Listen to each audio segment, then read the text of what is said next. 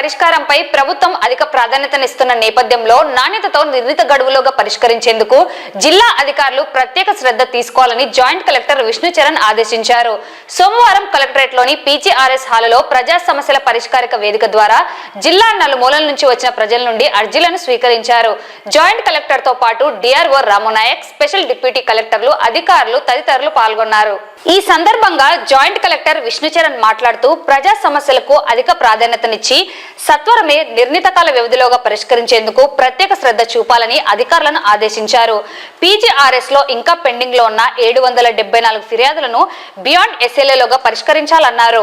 వచ్చే వారం రాష్ట్ర ముఖ్యమంత్రి జిల్లా కలెక్టర్ల కాన్ఫరెన్స్ ఉండే అవకాశం ఉందని, ఈలోగా ఫిర్యాదులన్నీ క్లియర్ అవ్వాలని జేసీ తెలిపారు.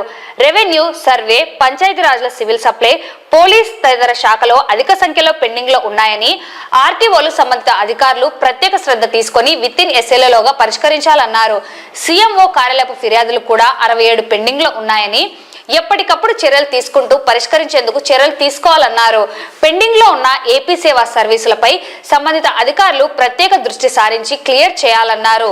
ఫ్రీ హోల్డ్ భూముల రీసర్వేకి సంబంధించి సూచించిన 4 ప్రొఫార్మాల్లో వివరాలు పొందుపరిచి మంగళవారం సాయంత్రంలోగా అందజేయాలని ఆర్డీఓలు, తహసీల్దార్లను జేసీ ఆదేశించారు. ఇంకా ఈ కార్యక్రమంలో 124 మంది అర్జీదారులు తమ సమస్యల పరిష్కారానికి జాయింట్ కలెక్టర్ కు అర్జీలు సమర్పించారు.